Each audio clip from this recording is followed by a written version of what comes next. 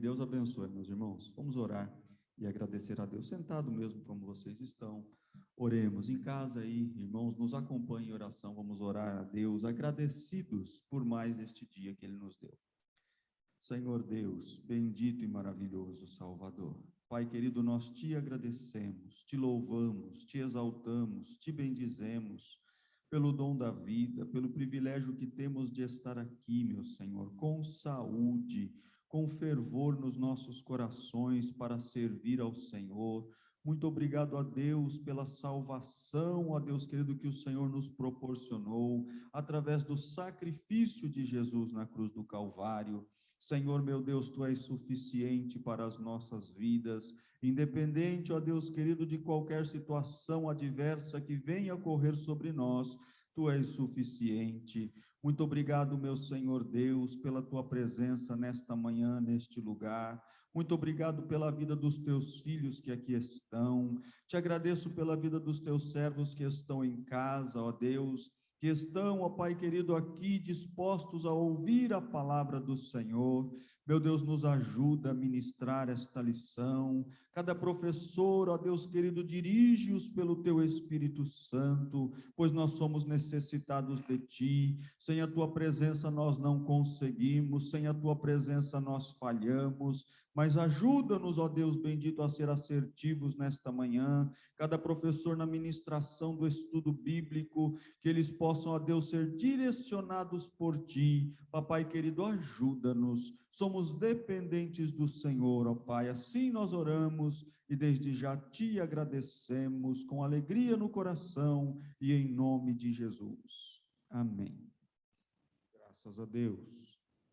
Louvado seja Deus. Meus irmãos, mais uma vez, agora chegou mais 730 irmãos aqui, e eu louvo a Deus. Vocês que estão aí em casa, não vieram ainda, louvado seja Deus pela vida de cada um de vocês. Meus irmãos, quero fazer apenas a leitura da revista, das lições que serão abordadas.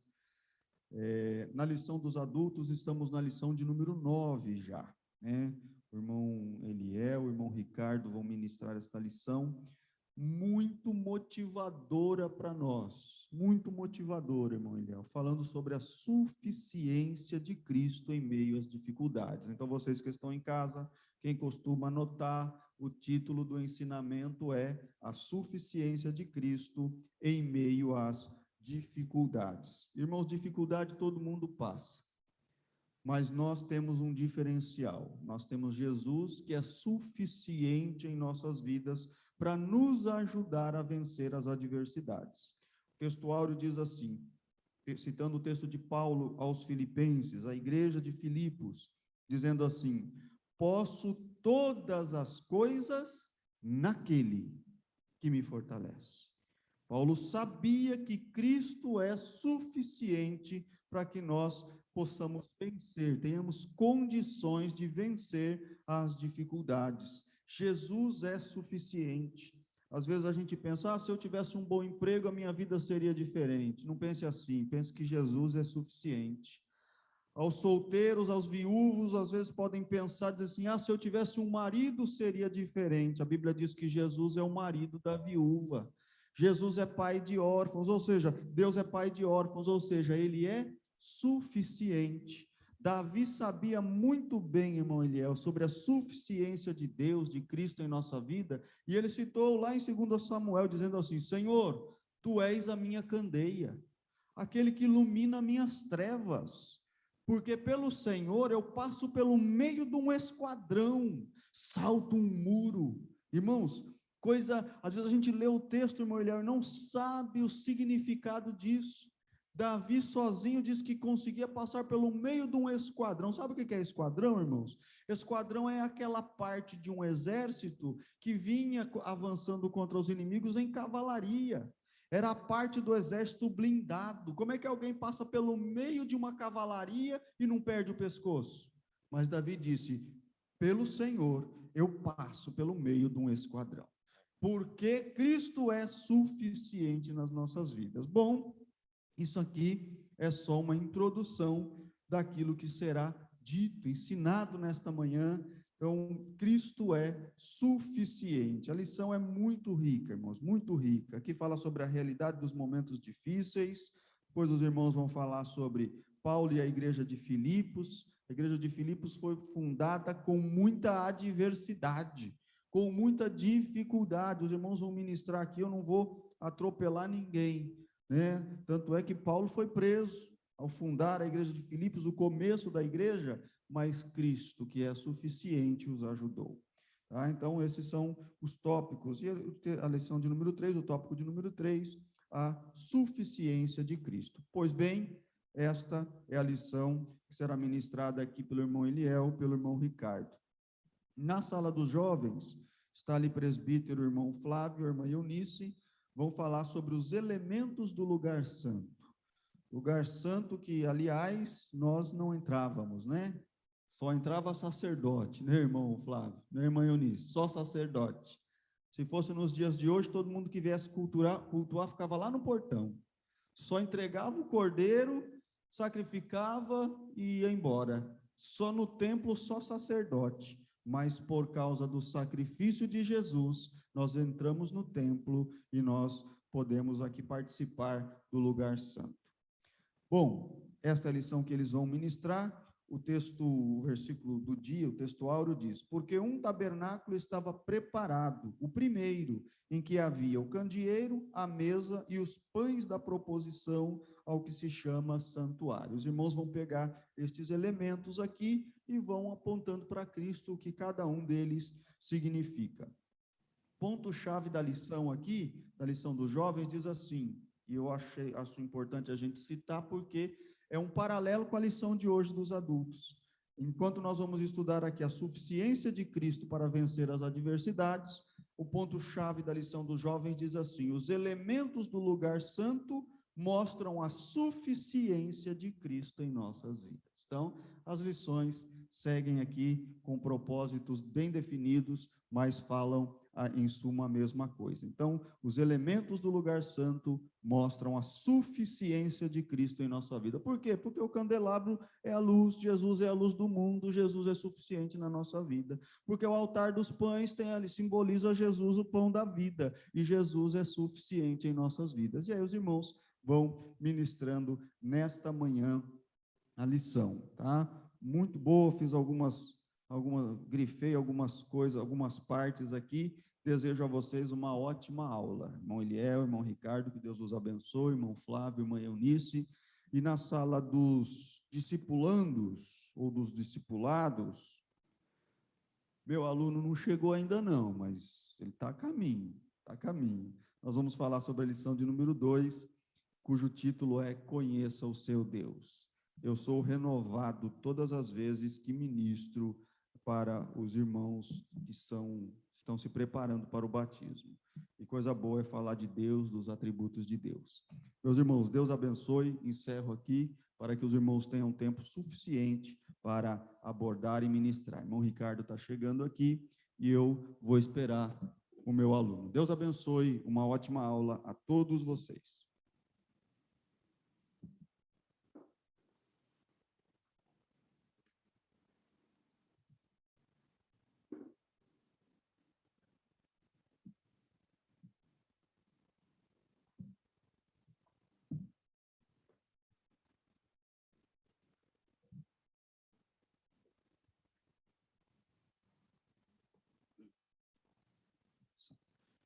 Meus irmãos, eu cumprimento a todos com a paz do Senhor Jesus. Amém. Bom dia a todos, que Deus possa nos abençoar nesta manhã abençoada. Nós temos 2 irmãos aqui na nossa frente. Amém. Qual que é o nome dos irmãos? Silas e Lucas. O xará do nosso vice-pastor aqui, ó. Tá vendo? Deus abençoe os irmãos nesta manhã. Os irmãos congregam aonde?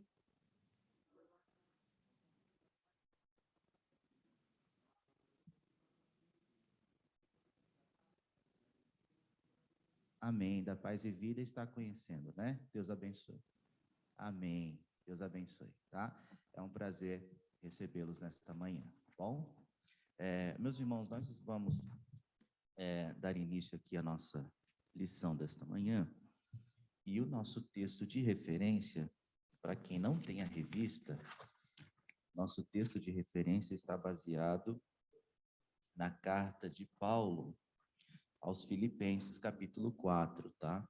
Para quem não tem a revista, carta de Paulo aos Filipenses, capítulo 4, a partir do verso de número 10, tá? Que diz assim: Ora, muito me regozijei, ou seja, me alegrei no Senhor, por finalmente reviver a vossa lembrança de mim, pois já vos tenheis lembrado, mas não tinheis tido oportunidade.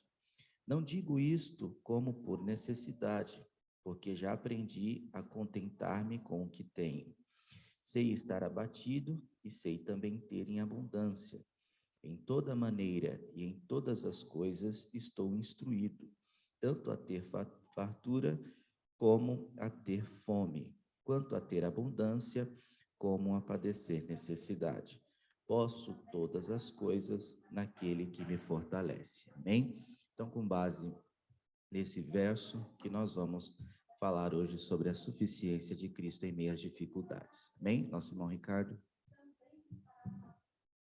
Amém. Cumprimento os irmãos com a paz do Senhor. Amém. Os irmãos estão me ouvindo bem? Há pouco? Melhorou? Melhor. Irmãos, lição de número 9. O título é A Suficiência de Cristo em Meio às Dificuldades.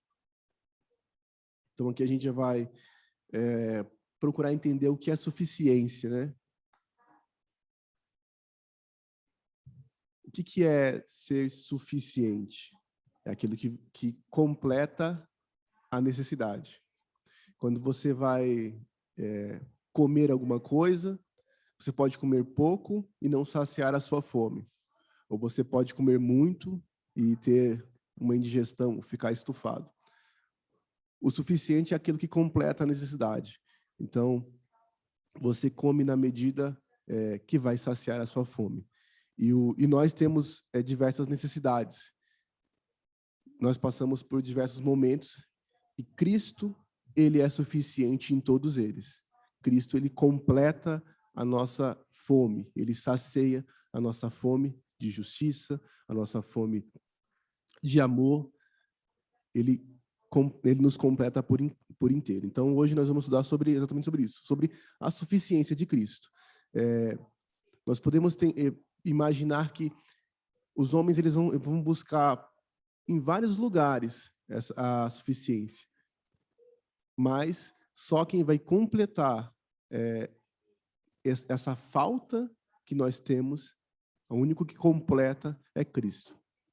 Então, a gente está lá em Filipenses 4, é o nosso texto de referência, nosso texto áureo, está lá em Filipenses 4, 13, posso todas as coisas naquele que me fortalece. A verdade aplicada é, em Cristo somos fortalecidos e capacitados a vencer as adversidades do tempo presente. Nós temos 3 objetivos na lição de hoje. O primeiro é ensinar a realidade dos momentos difíceis, a gente já vai entrar no tópico 1. O segundo é destacar a percepção de Paulo antes das adversidades, vamos ver como que Paulo enxergava esses momentos difíceis. E o terceiro é mostrar que Cristo é suficiente em nossas vidas. Eu já vou no tópico 1, que é o primeiro objetivo, a realidade dos momentos difíceis. Aqui no tópico 1, ele vai falar de como é a vida. Ele vai ir lá para Gênesis, ele vai mostrar a consequência do pecado, e ele vai chegar a uma conclusão que é a seguinte: no mundo nós vamos passar por momentos difíceis, como o próprio Jesus disse, no mundo tereis aflição. Ele vai dizer o porquê disso, por que nós passamos dificuldades. A princípio, no Éden, não íamos ter essas dificuldades, não iríamos passar por isso. É bem certo que tudo estava dentro do plano de Deus. Não podemos dizer, o plano inicial não era passarmos por tudo. Mas Deus é soberano e a gente sabe que isso ia acontecer, o pecado ia chegar e tudo fazia parte de um plano maior. Mas a primeira coisa que eles não vai chamar a atenção é a realidade dos momentos difíceis. A gente não tem como escapar disso. Dizer, eu vou viver sempre, como diz o hino nacional, em berço esplêndido. Tudo vai ser maravilha. Eu vou estar sempre no Éden, onde sempre vou ter alimento em fartura, eu não vou ter dor, não vou sentir nem calor, nem frio. Nós não vamos estar nesse paraíso enquanto aqui na Terra. Então, a primeira parte da lição é chamar da realidade, o que é real. Quando você é jovem, quando você é uma criancinha, talvez você possa pensar que nós vamos viver realmente num paraíso na Terra, né? Mas não, a Bíblia não fala isso. Nós não devemos esperar estarmos sempre nesse paraíso. Ele vai atentar aqui para Gênesis 3, ele vai dizer o 16 e 19, para mostrar que as consequências do pecado trouxeram isso para nós. Olha lá, vamos lá, Gênesis 3, 16 ao 19.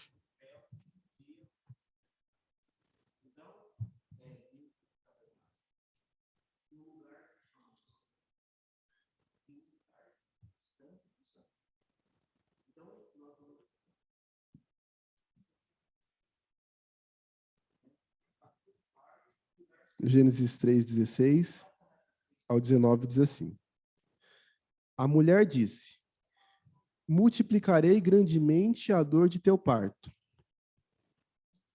Com dor darás à luz filhos. Teu desejo será para teu marido, e ele te dominará. Isso é uma consequência direta do pecado. 17. Adão disse: porque deste ouvido à voz de tua mulher, e comeste da árvore que te ordenei, dizendo: não comerás dela, maldita é a terra por causa de ti. Com dor comerás dela todos os dias da tua vida. Espinhos e cardos também te produzirá. Comerás a erva do campo. Do suor do teu rosto comerás teu pão, até que tornes a terra, porque dela foste tomado, porque és pó e ao pó tornarás. Vemos aqui a consequência tanto para Eva, quanto para Adão e quanto para a natureza, né? Então, essa é a realidade humana caída. A dor, ela se torna presente na vida do ser humano. E como o pastor Silas falou, as lutas, elas não vêm somente para os não cristãos, para os gentios. A luta, ela vem para o cristão e vem para o mundo. O sol, ele que levanta lá todo dia, às 6, 7 horas da manhã, ele levanta para os bons, para os justos, mas para os maus também. Assim como a chuva que rega a terra, ela rega a terra para os bons e para os maus. Tudo que produz, produz para toda a humanidade. Então, não tem como o cristão escapar dessa realidade. Então, esse é o primeiro tópico da lição. No 1.1, ele quer chamar atenção para a realidade que nós vivemos. Nós vivemos uma realidade de luta, uma realidade de dor e sofrimento. É sempre assim? Nós temos, vamos dizer assim, momentos de calmaria na nossa vida, mas devemos saber que sempre vamos passar por lutas. Meu Léo quer comentar algo desse tópico 1.1?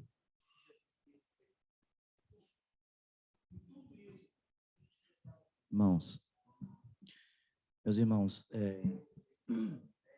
muito interessante esse primeiro tópico, porque vai falar sobre a questão do sofrimento humano, tá?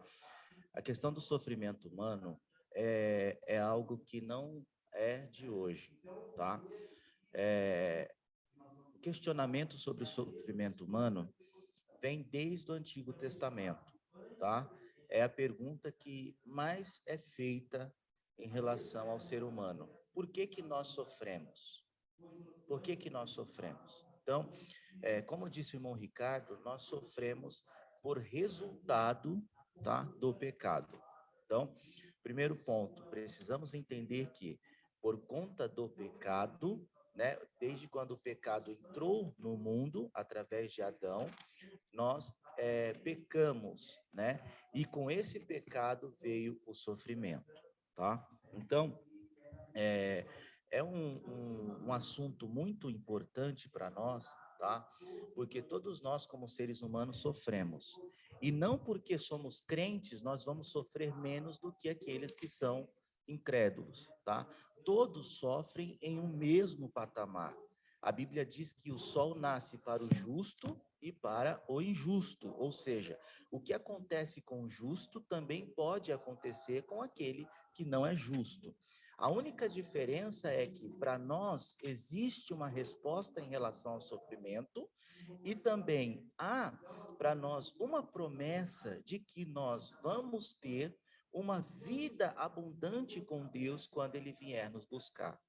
Essa é a diferença de nós para com os incrédulos, tá? Então, é importante lembrarmos esta questão de que o sofrimento entrou no mundo, tá?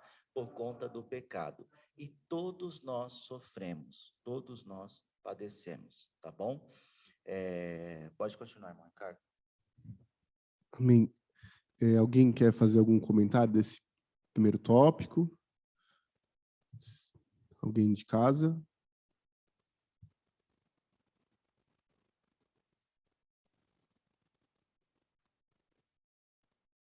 Tem uma mensagem no chat ali. Felipe. Meus irmãos, então, seguindo a lição, a gente vai para 1.2, que é há dias de calamidades e aflições. O texto aqui, ele vai trazer essa pergunta do porquê do sofrimento. O interessante aqui é que a lição ela vai usar o livro de Jó como referência e o Salmo 73, que é o questionamento: por que o justo sofre, né? E ele vai até dizer que Jó seria uma resposta. Eu acho interessante que Jó, para mim, ele não é uma resposta do que nós esperávamos ouvir. Jó, ele não... Se você ler o livro, ele passa um bom período falando sobre o sofrimento de Jó, os questionamentos dele, os amigos dele tentam responder, e quando Deus ele rompe a conversa, ele não fala assim, você sofre por causa disso ou daquilo. Ele rompe a conversa e diz assim: Jó, onde você estava quando eu criei o mundo? Quando eu estendi as estrelas no céu? E ele vai falando de cada constelação. E ele vai mostrando a soberania dele. E essa é uma pergunta do porquê do sofrimento, que para mim ela ainda fica aberta na mente de muitas pessoas e em partes até na nossa. E quando eu olho para o sacrifício de Cristo, eu também olho, porque Jesus lá no Getsemane, antes de ser crucificado, ele orando ao Pai, quando o seu suor se torna em gotas de sangue, ele diz assim: se possível for, passa de mim este cálice. Ele estava passando por um sofrimento. E ele fala assim: Senhor, se tiver outro caminho que não seja esse sofrimento extremo que eu vou passar, passa esse cálice. Se possível for, que eu não passe por esse momento. Mas aí ele fala assim: todavia, seja feita a tua, não a minha vontade. Quando eu olho para o sacrifício redentor de Jesus, quando eu olho para o livro de Apocalipse, eu vou ver que a vitória ela vem através da morte de Cristo. Em outras palavras, ela vem através do sofrimento. Quando você vai folheando ali a Bíblia, você vai vendo que a vitória que vence o mundo, ela é uma vitória que vence o sofrimento. Porque Paulo vai perguntar: onde está, ó morte, a tua vitória? Onde está o inferno, o teu aguilhão? E o último inimigo a ser derrotado é a morte. Quando ele vai falar para as igrejas, ele vai dizer que ela vai, principalmente a igreja de Sardes, que ela vai receber uma coroa. Mas a coroa ali, a palavra coroa ali, não é a coroa de rei. É a coroa de um vencedor, é um laurel. Como a coroa do corredor que corre a maratona e antigamente recebia aquela coroa de louros. Mas o vencedor que ele fala ali é o vencedor que venceu as tribulações do mundo. Quando o Cordeiro ele irrompe lá no capítulo 5, que no capítulo 4, João ele sobe ao céu e ele começa a ver Deus assentado na glória, e ele vê os 24 anciões e os 4 seres viventes. No capítulo 5, entra ali um cordeiro no meio dos 24 anciões, que quando o livro vai ser aberto, há um silêncio no céu. Ninguém era digno. E João começa a chorar. Aí um dos 24 anciões fala para João assim, olha, não chore, porque aqui está o leão da tribo de Judá, a raiz de Davi, que venceu para abrir o selo, para abrir o livro e desatar os seus 7 selos. E aí a gente pergunta, como foi que esse leão teve o poder para abrir o selo? E quando no versículo seguinte, João olha de novo para o trono e vê no meio dos 24 anciões, não um leão, ele vê um cordeiro, como havia sido morto. Ele vê um cordeiro ensanguentado, cheio de chagas, cheio de feridas. E ele venceu. E aí a Bíblia é muito clara em dizer que ele venceu com o poder do seu sangue. Então, o sofrimento, o porquê nós sofremos, ainda é uma questão muito grande, mas a Bíblia mostra que nós vencemos através do sofrimento. Porque assim como Jesus é o cordeiro que foi imolado para nos dar a salvação, os mártires, eles vão completando. Não que o sacrifício de Cristo seja insuficiente e que necessitem de outros sacrifícios, mas ele vai ser muito claro em dizer que cada pessoa que ela passa por esse sofrimento, ela é coparticipante da glória de Cristo. Então, quando ele diz assim, quando no tópico 1.2 ele vai dizer sobre o porquê do sofrimento, eu não consigo ter uma resposta no livro de Jó simplesmente. Mas eu entendo que o sofrimento ele faz parte do crescimento cristão. Tem uma frase que alguns falam assim, quem não vem pelo amor, vem pela dor. Eu já logo assim, isso não é versículo bíblico, não está na Bíblia. Mas a gente usa muito ele. Mas eu costumo dizer assim, existe uma verdade nessa frase. Porque tem pessoas que vêm pela dor. Mas eu digo assim, a única coisa que nos leva a Deus assim é o amor. Só que a dor, muitas das vezes, ela é o colírio que nos faz enxergar o amor de Cristo. Porque quando a gente está no jardim do Éden, tudo vai às mil maravilhas, às vezes você está olhando para a florzinha, para o pássaro que está cantando, não está tendo necessidade, e aí você está tranquilo.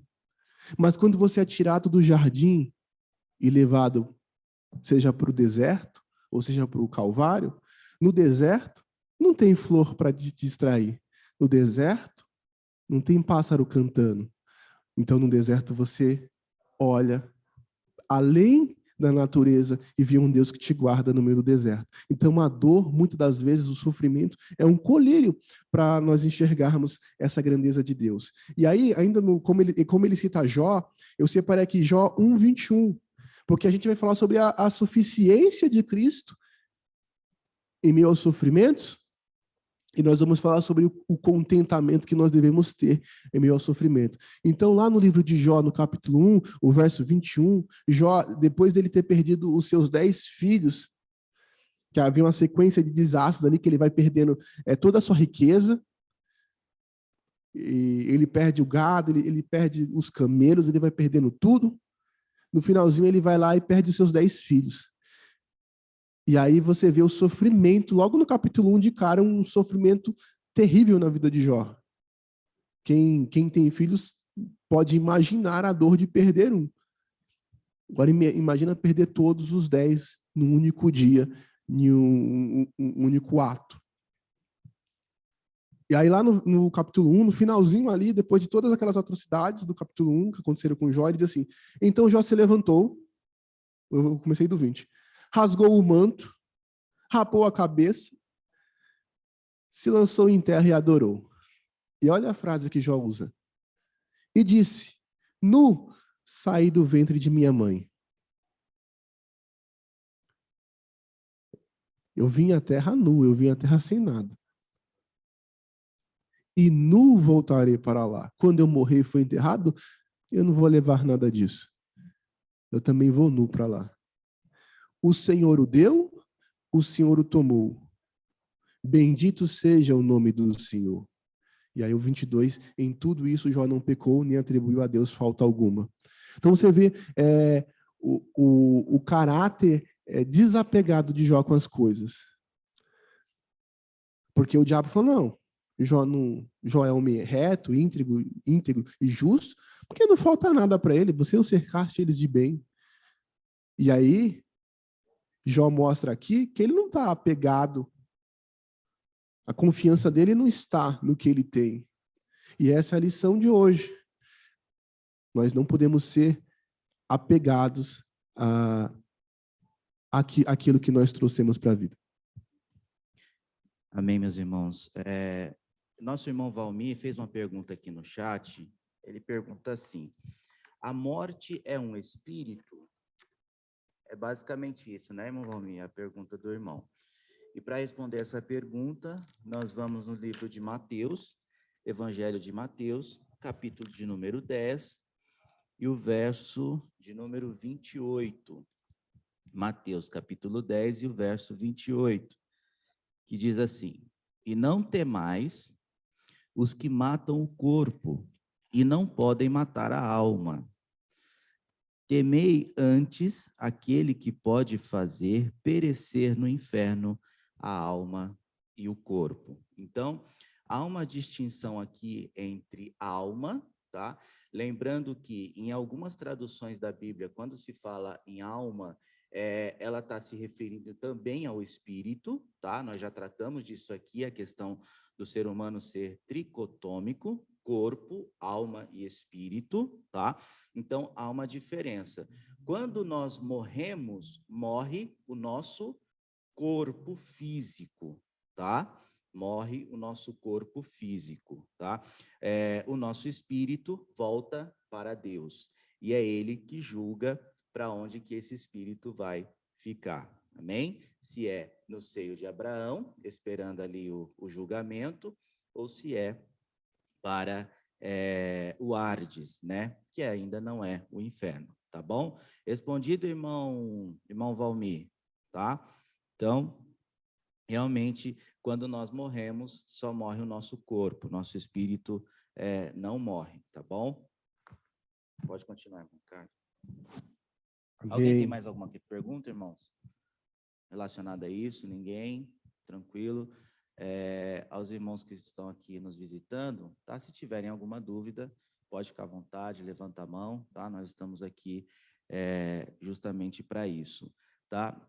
Lembrando que o maior resultado de que nós somos pecadores e que nós somos iguais aos que estão no mundo em relação a pecado, não em relação à justificação, é a morte, tá? A morte, ela veio para igualar todos nós seres humanos, porque a morte, ela não escolhe classe social, ela não escolhe cor, ela não escolhe status. A morte vem tanto para o rico, quanto para o pobre, quanto para o branco, quanto para o preto. Preto não, negro, né? Para o negro, mas ela não escolhe distinção, tá? Ela vem para todos. Então, se você for perguntar, mulher, o que nos iguala como seres humanos? É que todos nós morremos, tá? Essa questão é que nos iguala e nos torna todos iguais relacionados à humanidade. Por quê? Todos nós somos iguais porque nós estamos sujeitos a passar pela morte física, tá bom? Mas é o que Jesus falou aqui. Vocês estão temendo a quem pode matar o seu corpo, mas não matar a sua alma, ou seja, o seu espírito. Vocês deveriam se preocupar com aquele que, além de matar o corpo, também tem o poder de matar ou levar para outro lugar o seu espírito, a sua alma, tá? Então há uma diferença aí também na questão da morte. Todos nós morremos na questão física, porém, nós que aceitamos a Jesus Cristo, temos já uma sentença em relação a isso, tá bom? Alguém tem alguma dúvida, irmãos, em relação a isso? Podemos passar daqui? Tudo tranquilo? Amém?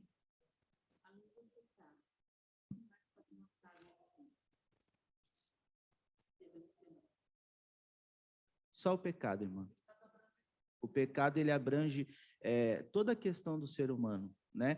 Porque o que modificou o ser humano do seu estágio natural, ou seja, quando Deus cria o homem, eu já falei isso aqui para os irmãos, quando Deus criou Adão num estágio de perfeição. Por quê? Porque eu falei isso para os irmãos. Eu tenho a genética e os trejeitos dos meus pais, assim como todos os irmãos. Adão tinha o quê? Ele tinha a genética do próprio Deus. Por isso que Adão foi o homem mais inteligente que passou pela terra, tá? Porque ele tinha o DNA, ele tinha a genética do próprio Deus, tá? Então, e ele foi criado num estágio de perfeição. Perfeição, tá? Então, Adão não tinha pressão alta, Adão não tinha diabetes, Adão não tinha dor nas costas, Adão não tinha nada disso que nós temos hoje, que é relacionado à nossa estrutura carnal e pecaminosa também, né? Então, quando Adão peca, né? Adão e Eva, eles pecam, eles trazem esta consequência que foi terrível para toda a humanidade para nós. Ou seja, a partir de hoje, foi a sentença que Deus deu, ali em Gênesis capítulo 3, a partir do verso 16, quando ele dá a sentença ali à mulher e ao homem, né, do resultado do pecado, e para a mulher ele fala o quê? Para a mulher, qual é o resultado da mulher? Vocês terão dores no parto, o teu desejo será para o teu marido, né? Mas quando ele chega em Adão, o tom muda. A sentença para a serpente é uma só, é relacionada a ela. A sentença da mulher é só relacionada a ela. Você vai ter dores e o seu desejo vai ser para o seu marido. Mas quando ele chega em Adão, a sentença é para toda a humanidade. Porque Deus fala assim, por causa de ti, toda a terra a partir de hoje será maldita. Olha só a consequência do pecado de Adão. Deus fala para Adão assim, por causa de ti, toda a terra será maldita. E por que Deus fez isso para Adão?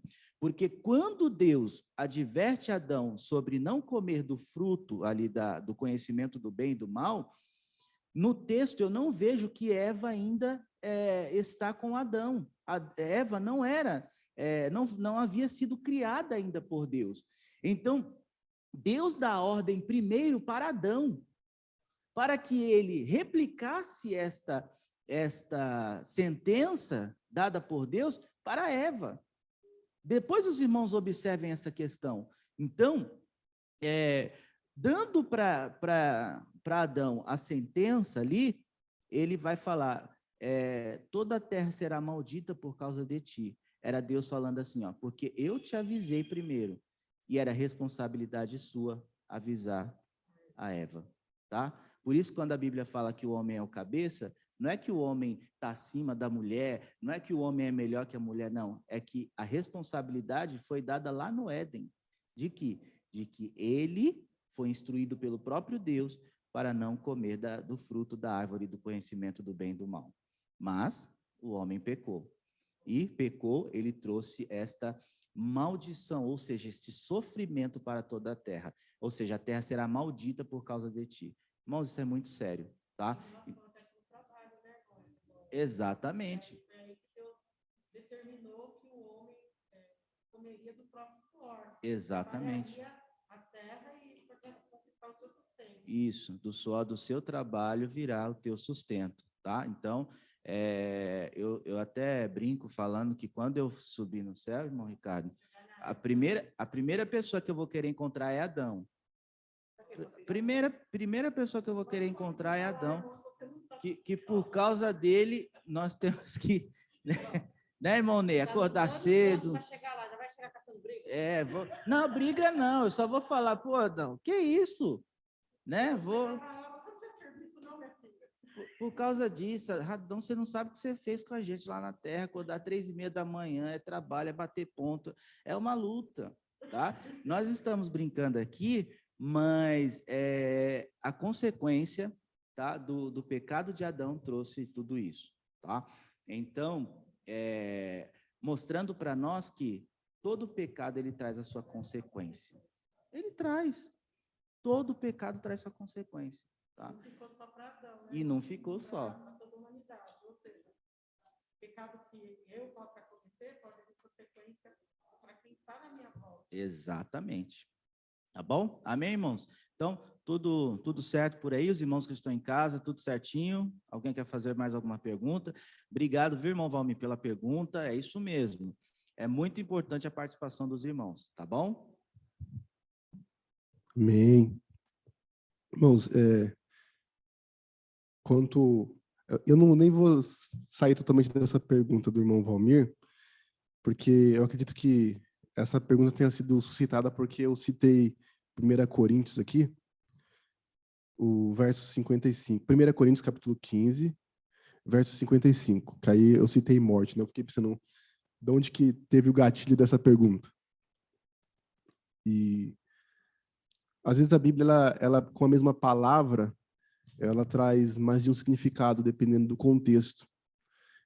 1 Coríntios 15, 55 e 56 diz assim: onde está a morte, teu aguilhão? Onde está o inferno, tua vitória? E o verso 56, o aguilhão da morte é o pecado e a força do pecado é a lei. Mas graças a Deus que nos dá a vitória por nosso Senhor Jesus Cristo. E se eu abrir lá Oséias 13, 14, vai dizer assim: eu os remirei da violência do inferno e os resgatarei da morte. Onde está a morte, tuas pragas? Onde está o inferno, tua perdição? O arrependimento será escondido dos meus olhos. Então, morte,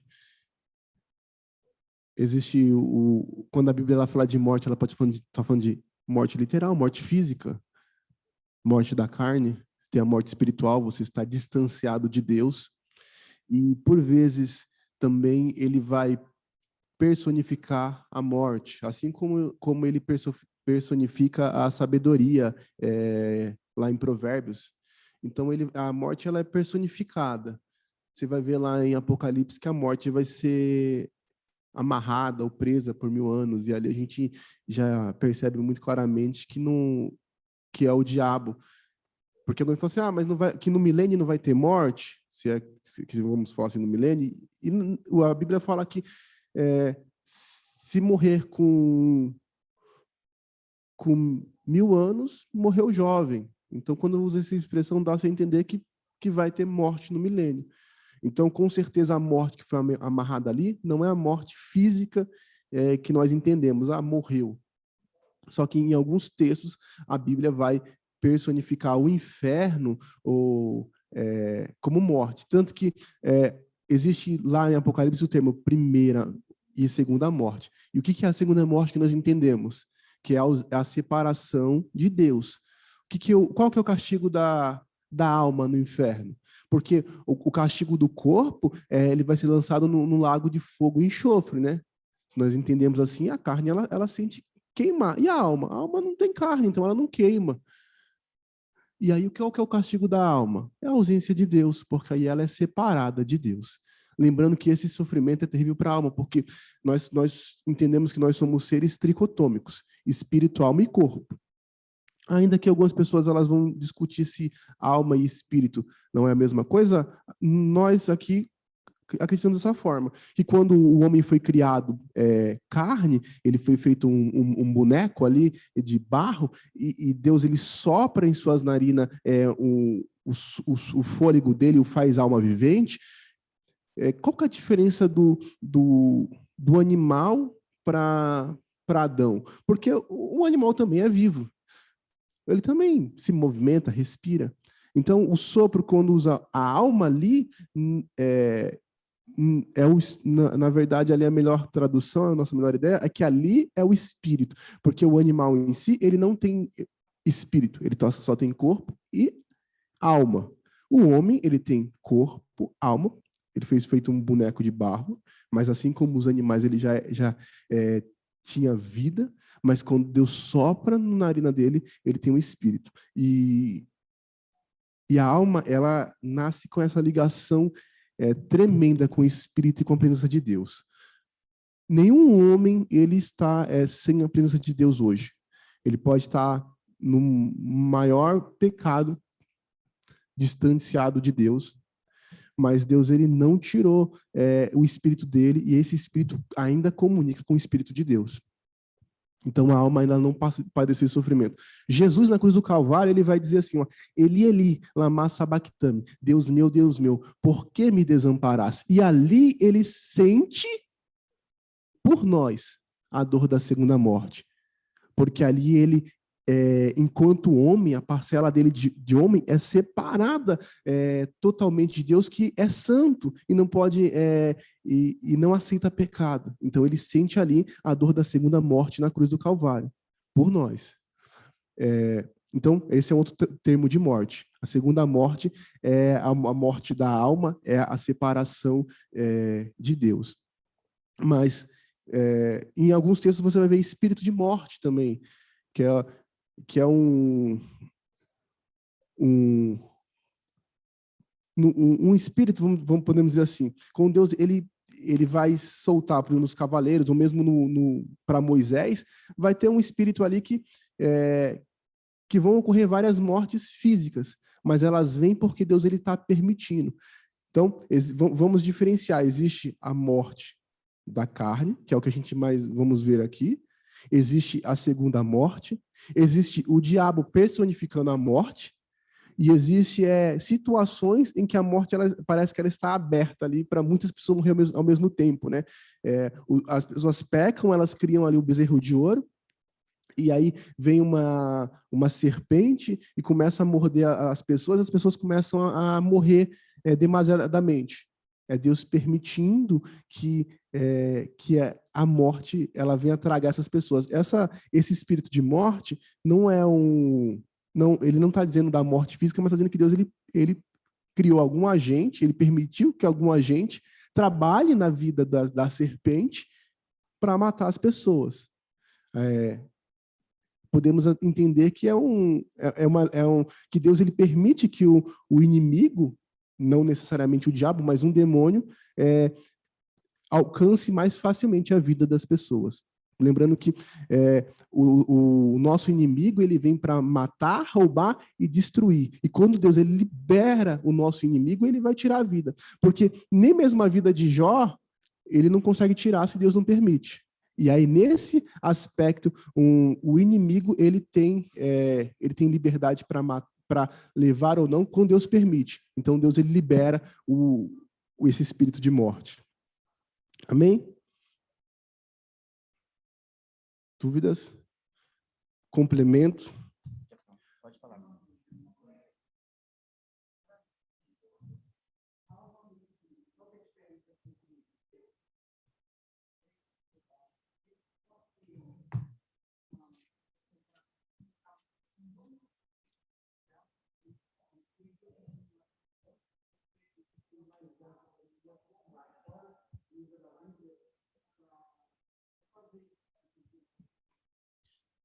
O irmão vai na primeira carta de Paulo aos Tessalonicenses, no capítulo de número 5, e o verso de número 23, que diz assim, ó, e o mesmo Deus de paz vos santifique em tudo, e todo o vosso espírito e alma e corpo sejam plenamente conservados, irrepreensíveis, para a vinda de nosso Senhor Jesus Cristo, tá?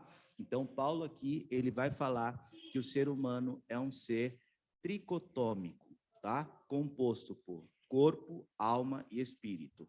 Corpo, matéria, carne, tá? Aquilo que é visível.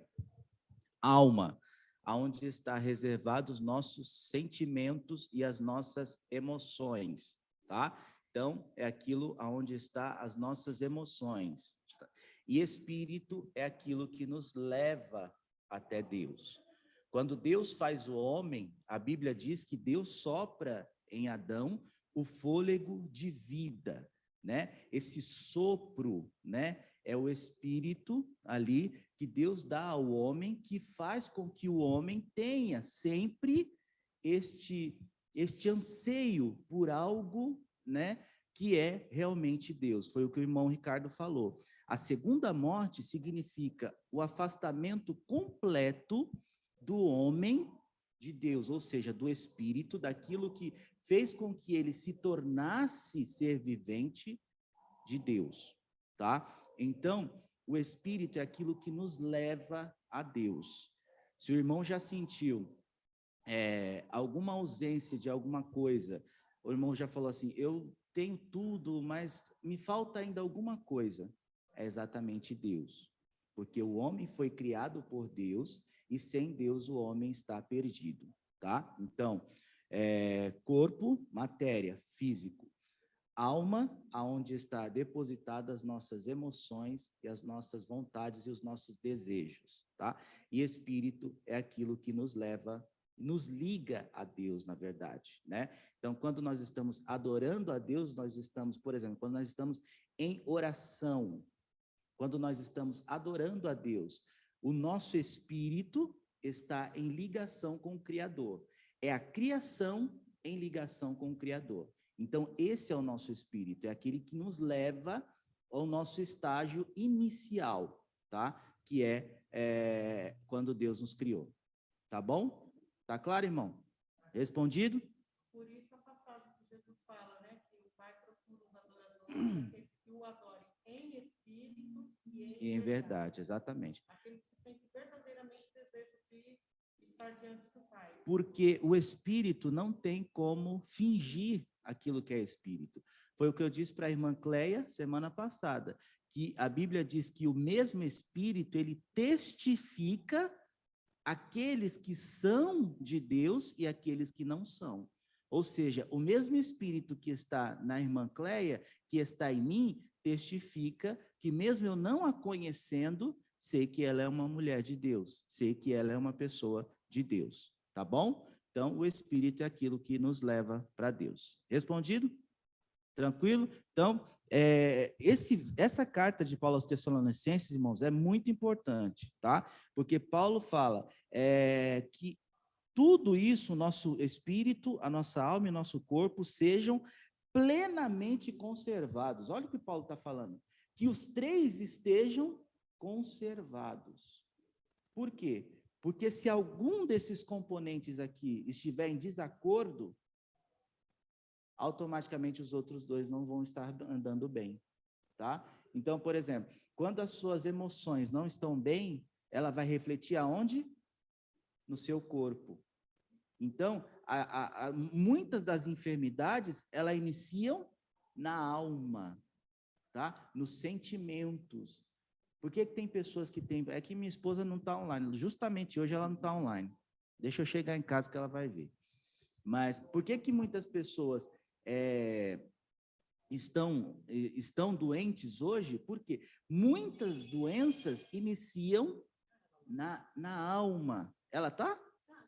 Não. Não vi ela, não. Então, muitas enfermidades iniciam primeiro nas nossas emoções. E ela vai somatizar onde? No nosso corpo.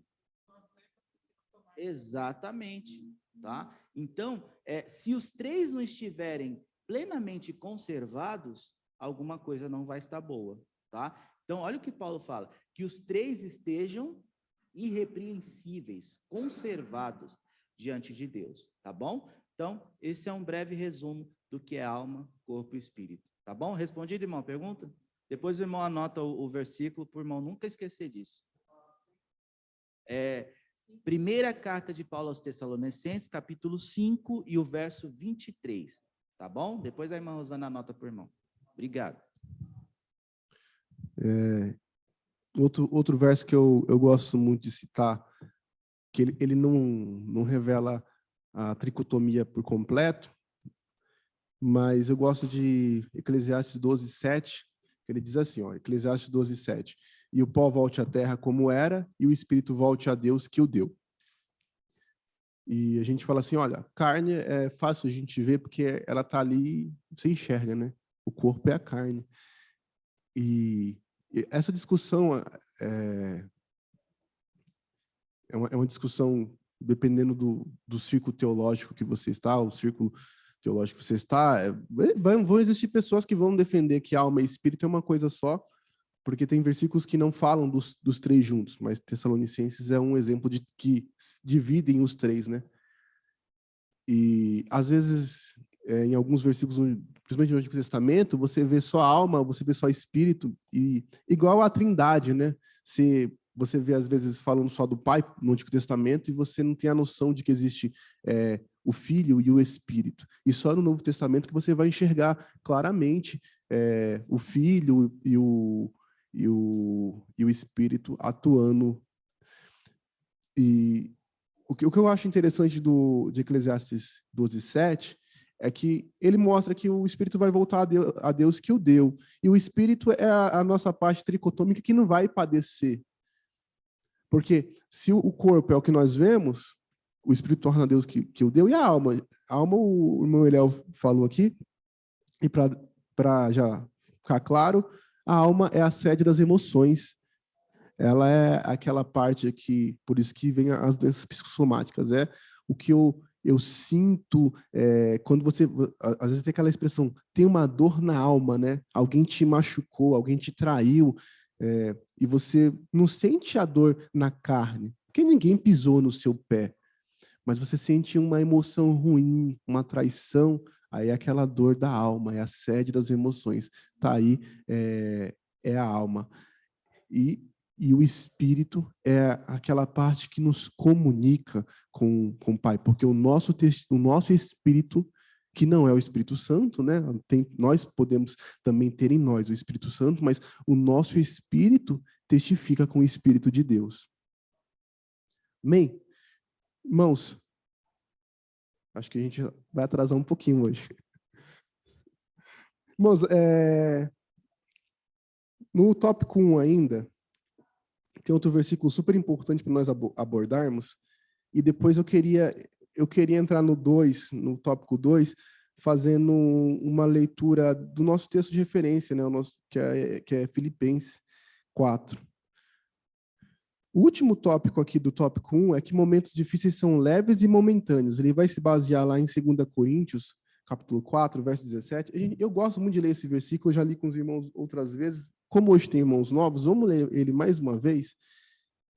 E aí eu já vou abrir para o irmão Eliel fazer algum comentário, ou quem quiser fazer mais algum comentário, alguma pergunta. Aí eu vou, só vou ir só vou falar se precisar. 2 Coríntios 4:17 diz assim, porque nossa leve e momentânea tribulação produz para nós um peso eterno de glória muito excelente. Então, o que o autor está dizendo aqui? Olha, que a nossa luta, as nossas provas, esses momentos difíceis, eles são passageiros. E eles são leves. E aí a gente tem que se atentar para isso, ó, porque ele produz, essa leve e momentânea tribulação produz para nós um peso. Então, se era leve, agora ele vai produzir um peso eterno, de glória muito excelente. E é um peso e é eterno. A tribulação ela é leve e passageira. Ela vai produzir algo pesado e algo eterno. É só isso que eu vou abrir aqui para o 1.3. Meu Léo, tem algo a acrescentar dessa parte? Vamos para o ponto 2, irmãos? Vamos para o ponto 2. Vamos para o ponto 2 falar sobre a igreja em Filipos. O nosso texto de referência está lá em Filipenses 4, né, a partir do verso 10. O que é a igreja de Filipos, né? Que igreja era essa? A igreja de Filipos, ela é uma igreja que a gente pode dizer que foi evangelizada, criada pelo apóstolo Paulo. Lá em Atos capítulo 16, nós vamos ver a história de Paulo, ele sendo comissionado na sua segunda viagem missionária. Ele tinha a intenção, se não me engano, de ir para a região da Galácia, e ele vê uma visão, um homem chamando, passa a Macedônia e nos ajuda. E aí ele muda o trajeto porque Deus assim o dá essa visão. Lá em Filipos, ele vai encontrar uma vendedora de púrpura na Macedônia, em Troade, chamada Lídia, e ali, na casa de Lídia, ele vê uma pessoa, uma nova convertida, muito atuante, e nasce uma igreja ali na casa dela, né? Começa os cultos ali. Ali também, ele vai ter enquanto ele está ali andando, indo e voltando para evangelizar a cidade, ele vai ver uma menina com um espírito imundo, e que adivinha, e falava, e elogiava ele e Silas, né? E falando, olha, aí vem um homem que prega as palavras de Deus. E ele vai expulsar o demônio dessa menina, porque ele enxergou que não era Deus. Ali ele vai... As pessoas daquela cidade, elas ganhavam dinheiro com as adivinhações dessa menina. Então eles vão ficar bravos e vão prender Paulo. Paulo e Silas, eles vão presos, eles vão para a prisão. E ali eles vão para a parte de baixo da prisão, e ele e Silas vão louvar no meio da prisão. E no meio da prisão as cadeias elas vão se mover e todos vão poder fugir, mas ninguém foge. O carcereiro, ele com muito medo, ele tira a espada e vai se matar, e Paulo, não se mate. E ali ele faz uma promessa para aquele carcereiro: se você crer, vai ser salvo tu e a tua casa. Depois ele vai ser chamado para ser julgado, porque antes dele ser preso, ele já tinha sido açoitado.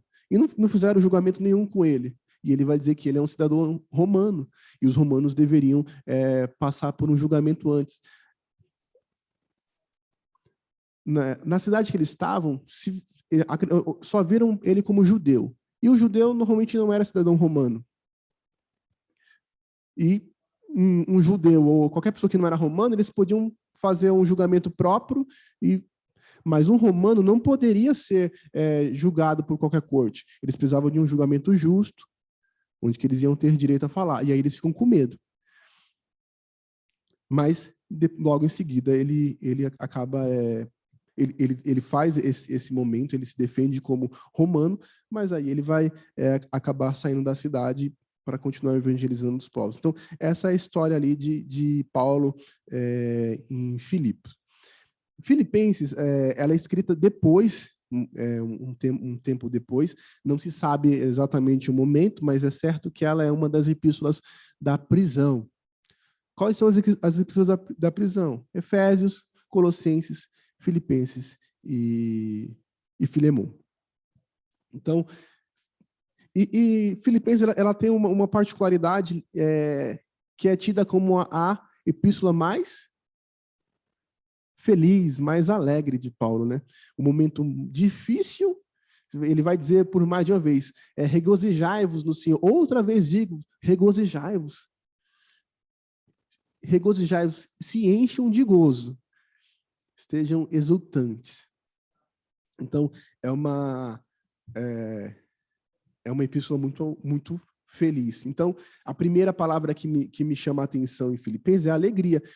Lá em Gálatas 5:22, vai dizer que um dos frutos do Espírito é a alegria. Um dos frutos, não.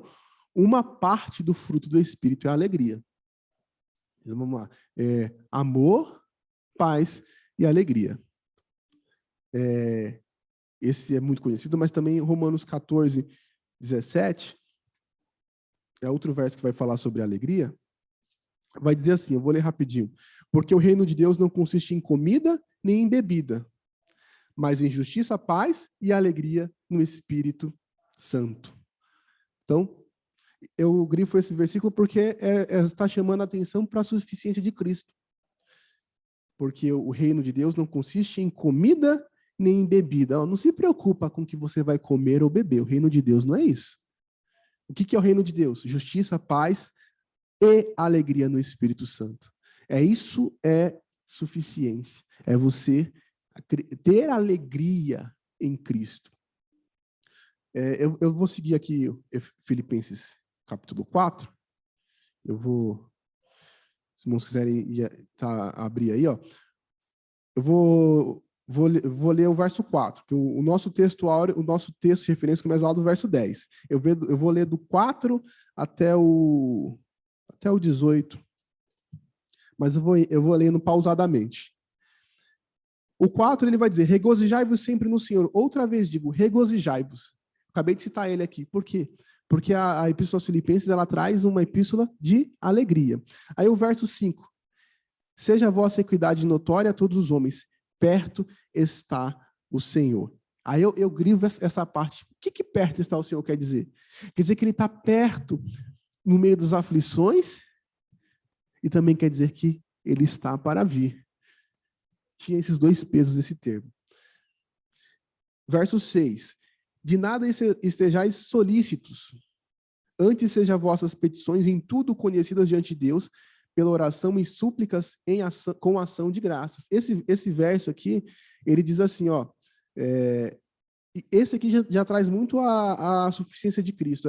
Tem até Mateus 6, 25 a 34 ali, para a gente vermos também como Deus ele cuida de nós. É um texto que a lição vai nos indicar a leitura, Mateus 6, como Deus cuida de nós. Mas eu vou grifar aqui, ó. Antes de nada estejais solícitos, antes sejam vossas petições em tudo conhecidas diante de Deus. É outro segredo que Paulo vai deixar aqui, é a oração.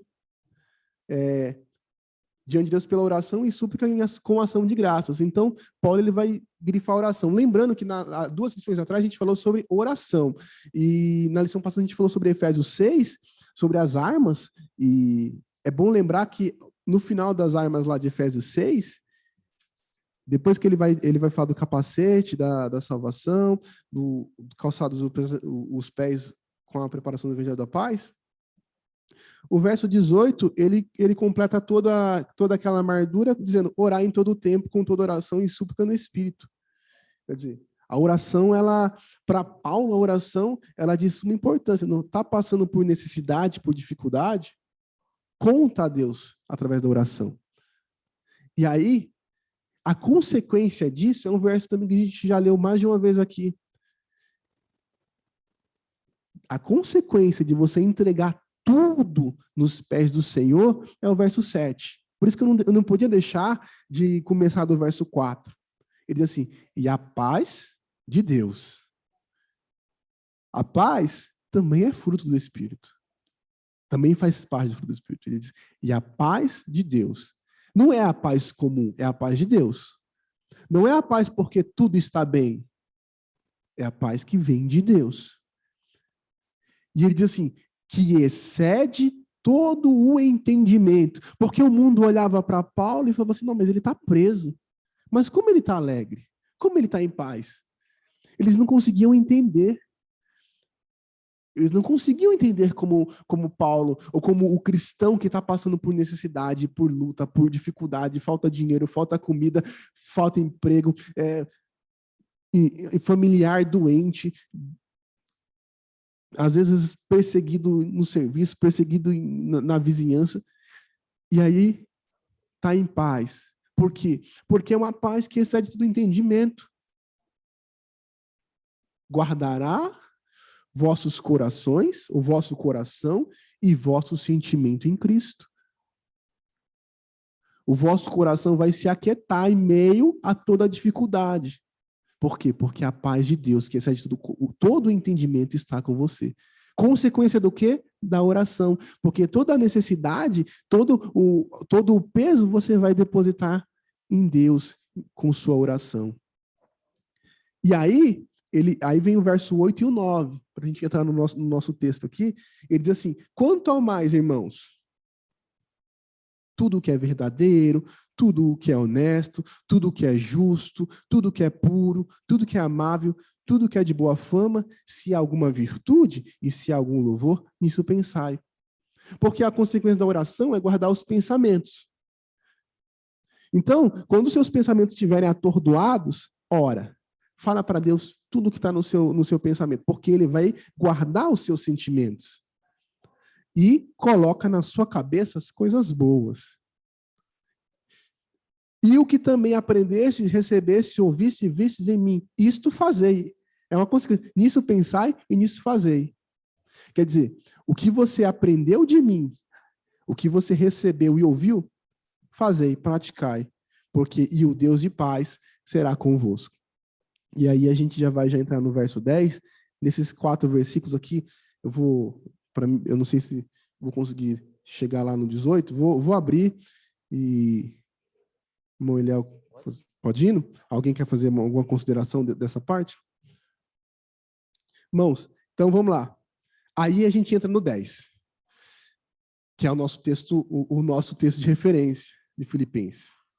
Ora, muito me regozijo no Senhor. Mais uma vez ele diz, olha, eu fico muito feliz.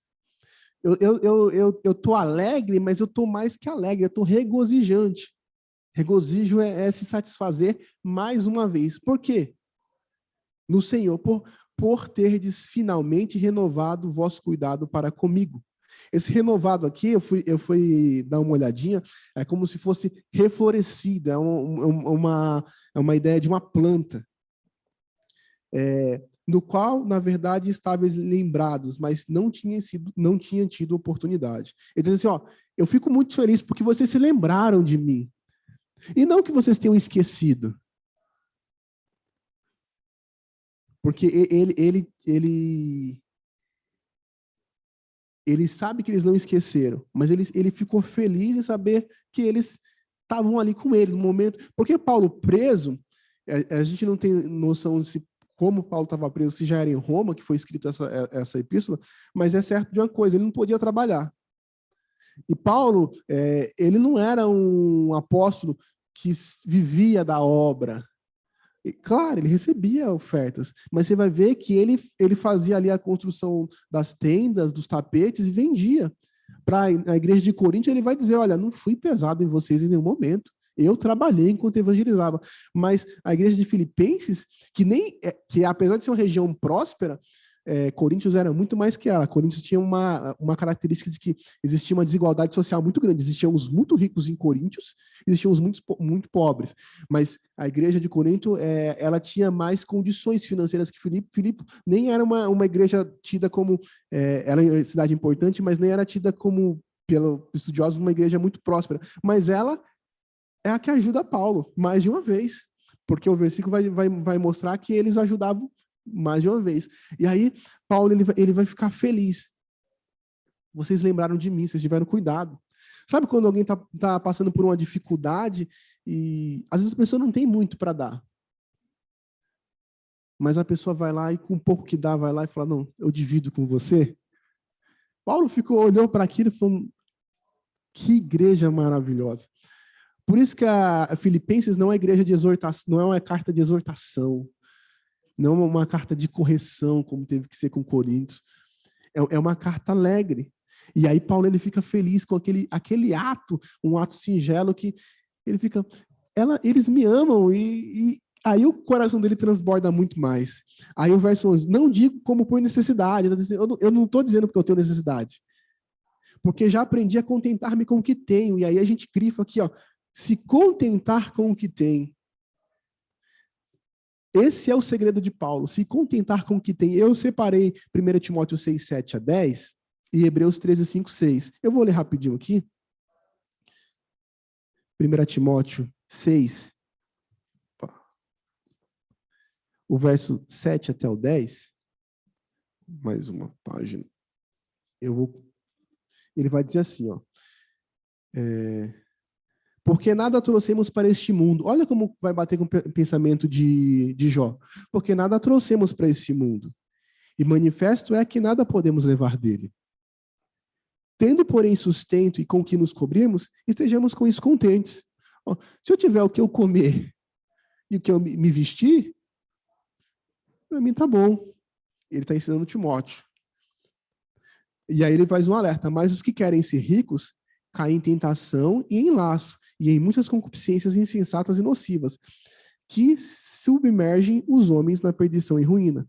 Porque o amor ao dinheiro é a raiz de todos os males, e nessa cobiça alguns se desviaram da fé e trespassaram a si mesmo com muitas dores. Um alerta para Timóteo.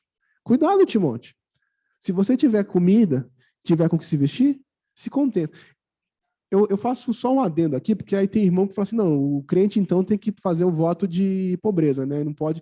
Não. O cristão ele tem que sim buscar ter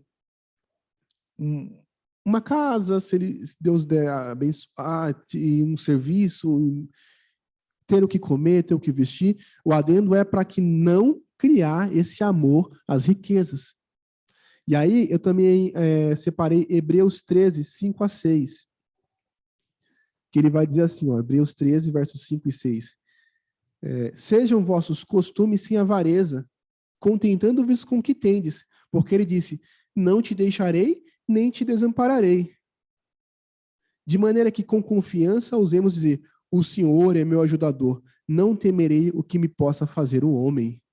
Então, essa é a imagem que Paulo tem. Essa é a visão que Paulo tem. O meu sustento, a minha confiança é em Deus. Deus, ele vai me suster. Ele é suficiente em todas as minhas necessidades. Verso 12. Aí o verso 12 é lindo, né?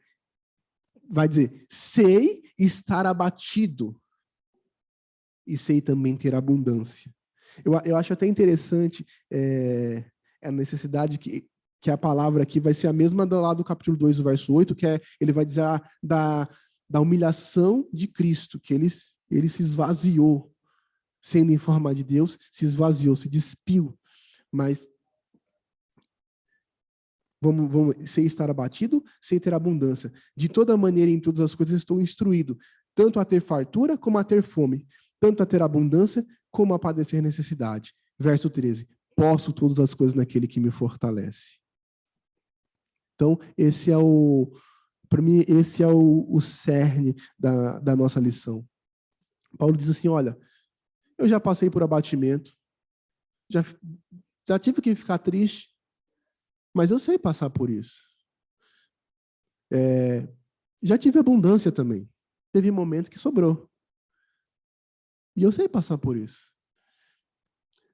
De toda maneira, de todas as coisas, eu fui instruído, eu aprendi, Deus me instruiu. Tanto a ter fartura como a ter fome, tanto a ter abundância como a padecer necessidades. E o verso 13 conclui, posso todas as coisas naquele que me fortalece. Ele não pode tudo nele mesmo. Ele não sabe passar por necessidade nele mesmo. Ele não sabe estar abatido nele mesmo. Ele não sabe ter abundância nele mesmo. Ele não sabe ter fartura nele mesmo. Ele consegue, aprendeu tudo isso porque ele pode todas as coisas naquele que fortalece, que é Cristo. O verso 19, ele vai dizer assim, ó, meu Deus, segundo suas riquezas, suprirá todas as vossas necessidades em glória por Jesus Cristo, ou por Cristo Jesus, na minha tradução. Então, tudo aquilo que a igreja de Filipos, os filipenses fizeram por ele, Paulo falou assim, olha, o meu Deus, ele vai suprir todas as vossas necessidades. E aí a gente vê essa suficiência de Cristo. Amém? Eu já agradeço a oportunidade, já devolvo para o irmão Eliel. Amém. Deus abençoe, irmão Ricardo. Muito obrigado. Irmãos, resumindo, Paulo escreve a carta aos Filipenses agradecendo justamente o amor daquela igreja para com o apóstolo, né? Suprindo ali as suas necessidades. E esse texto aqui é muito importante, porque nós estamos muito acostumados com o verso de número 13, né? Posso todas as coisas naquele que me fortalece, né? Esse é um versículo que até os ímpios falam, né? Você vê em placa de caminhão, outdoor, um monte de coisa. Posso todas as coisas naquele que me fortalece. Porém, do que Paulo está falando? Paulo está falando que pode todas as coisas. Ele pode estar abatido, mas pode também estar fortalecido. Ele pode passar por necessidade, mas também pode estar em abundância. Paulo chega num patamar que todos nós precisamos chegar, que é o patamar do contentamento em Cristo. E que todas as coisas se tornam secundárias. Hoje nós vivemos, a maioria de nós vivemos ao contrário.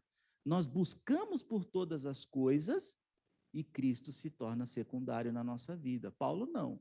Paulo priorizava Cristo e o que tivesse na sua vida, se ele tivesse ou não tivesse condições, isso era algo totalmente secundário. Ou seja, não era algo que o preocupava muito. O que o preocupava, na verdade, era viver uma vida reta e o verdadeiro evangelho em Cristo Jesus. Então, Paulo chegou num patamar de contentamento, que é o que nós precisamos aprender como cristãos.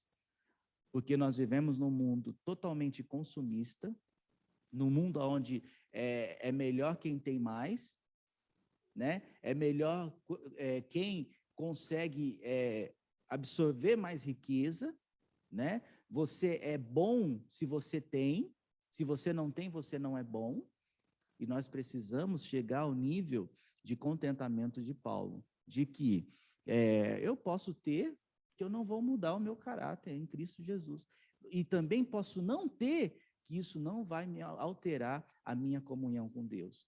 Então, tem pessoas que são abençoadas e muda. A pessoa estava num patamar, aí ela muda daquele patamar e ela muda a comunhão dela com Deus. Ela não vem mais para a igreja, ela não busca mais. Por quê? Porque não precisa. Então, ou seja, ela buscava o quê? Ela buscava Cristo, o Evangelho, ou ela buscava por bens materiais? Porque Cristo está muito acima dos bens materiais. Foi o que eu já disse para os irmãos. Tem pessoas milionárias, bilionárias no nosso país que estão vivendo nesse exato momento à base de remédios antidepressivos, tá? Então, quando a Bíblia fala em relação a dinheiro, é o amor ao dinheiro, tá? É quando a gente prioriza essas coisas ao invés de priorizar as coisas que vêm do alto, tá? Então, o irmão Ney até colocou uma mensagem aqui, deixa eu ver. Quanto tempo isso vemos? A Jó, que tinha muito mais que um pobre, mas era extremamente de Deus. Exatamente isso nós estamos falando, né? A riqueza de Jó era algo tão de Deus que Deus permite com que Satanás tocasse em todos os seus bens. Ou seja, e Satanás tocando em todos os bens de Jó, não tira a comunhão de Jó para com Deus, né? Então, é exatamente isso que nós estamos falando. Então, nós precisamos manter um nível de contentamento. Você se alimentou essa manhã? Agradeça a Deus, porque teve milhões de pessoas que não conseguiram se alimentar nesta manhã. Você teve um teto para dormir essa noite? Agradeça a Deus, porque teve muitas pessoas que não conseguiram dormir debaixo de um teto. Tem uma roupinha? Isso é para as irmãs, né? Porque os irmãos mesmo não ligam muito para esse negócio de roupa, né? Mas você tem uma roupa? Amém. Mas já usei 300 vezes, amém. Porque tem pessoas que não têm roupa. Então, se nós olharmos as coisas com o olhar de Cristo, nós vamos perceber que nós temos muito mais daquilo que nós precisamos e, principalmente, nós temos muito mais daquilo que nós merecemos ter, tá? Então, nós não estamos aqui, foi igual o irmão Ricardo falou, fazendo voto de castidade, não, nada a ver, tá? Mas nós estamos falando que o amor ao dinheiro, a Bíblia não fala que é pecado ser rico, mas a Bíblia fala que o amor ao dinheiro é a raiz de todos os males, tá? Então, quem não gosta de dinheiro aí, se quiser depositar na minha conta, anota aí, Banco Itaú, tá? Mas a Bíblia fala em relação o amor ao dinheiro, tá? Que é a raiz de todos os males. Então, o nosso amor não pode, o nosso coração não pode estar nos bens materiais, tá bom? Então, Paulo chegou neste nível, tá? De contentamento. Eu estou contente com Cristo. Por quê? Porque eu já aprendi. Olha o que ele falou. E algo muito importante é que ele falou que ele aprendeu. Ou seja, não é algo que ele tem desde que ele nasceu. Ele aprendeu. Ele aprendeu a ter fartura quanto a padecer necessidade. Ou seja, ele aprendeu com as experiências dele na vida, ele aprendeu a viver com tudo isso. E aprendendo a viver com tudo isso, nós não vamos sofrer quando estamos passando necessidade e também não, o nosso coração não vai se envaidecer quando a gente tem abundância. A nossa vida não vai mudar, tá? O que muda é só o patamar financeiro, mas nós vamos continuar sendo as mesmas pessoas, tá? Quantas pessoas que mudam, os irmãos conhecem, eu também, quando muda de um patamar financeiro, já muda, né? Ah, não, agora eu sou... posso nem mais frequentar a Gana, porque eu tenho que procurar uma igreja mais do meu nível, assim, social, sabe? Que as pessoas mudam. Então, isso é muito complicado, tá? Nós precisamos saber conviver tendo e também não tendo, tá bom? Então, essa é a recomendação do apóstolo Paulo para nós. E aí o ponto 3 vai falar sobre a suficiência de Cristo, tá? O 3.1 vai falar sobre isso, viver em contentamento, tá? Ponto 2 vai falar ser fortalecido, né, no momento da dificuldade, e o 3.3, comunhão e generosidade, tá? Da parte da igreja, que é uma coisa que a igreja precisa ter, comunhão e generosidade, tá? A igreja primitiva, lá no livro de Atos, a igreja era tão unida, a igreja era tão amorosa, que se tivesse um irmão passando necessidade, o outro irmão ia, vendia suas propriedades, dava o valor aos apóstolos, e os apóstolos repartiam aquele valor entre todos os irmãos. Essa é uma realidade muito longe dos nossos dias atuais, mas nós precisamos viver essa generosidade, essa comunhão como igreja, tá? O que eu tenho não é porque eu conquistei, mas é porque o Senhor permitiu que eu conquistasse. Então, nós precisamos repartir com os irmãos, tá? Então, nós possamos ter esta comunhão e esta generosidade, tá bom, meus irmãos? Nós já vamos encerrar, 10h33, não temos tempo para mais nada, vamos obedecer aí o horário estabelecido. Domingo que vem estaremos aqui, tá? Na lição de número 10, falando sobre as adversidades não impedem o crescimento do cristão, tá? As adversidades não impedem o crescimento do cristão.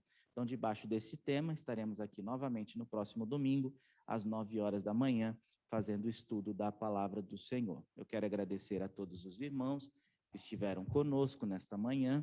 Que Deus abençoe, tá? Nosso irmão Ney, Deus abençoe, um forte abraço. Nossa irmã Graciete, Deus abençoe, irmã Graciete, forte abraço, a paz do Senhor. Nossa irmã Nega, Deus abençoe a nossa irmã Nega, Deus abençoe minha irmã, nosso irmão Valmir, Deus abençoe, irmão Valmir, pela sua participação, tá? Muito obrigado. Nossa irmã Edna, nossa irmã Mafalda, nossa irmã Esther Paterno, nosso irmão Ricardo, nossa irmã Sheila, nossa irmã Leide. Deus abençoe a todos os irmãos, tá? Foi um grande prazer estar com os irmãos. E a nossa irmã Kátia também, que ligou a câmera ali. Deus abençoe a nossa irmã Kátia também pela participação. Nossos irmãos aqui, irmão Silas e irmão Silas e Lucas. Olha, 2 nomes bíblicos. Deus abençoe os nossos irmãos. Muito obrigado, viu, irmão Lucas, pela sua participação, a sua pergunta. É muito importante tudo isso para nós. Pastor Silas, ora aqui, encerrando, por gentileza, nosso pastor Silas fará a oração e nós estaremos encerrando a nossa escola nesta manhã. Amém?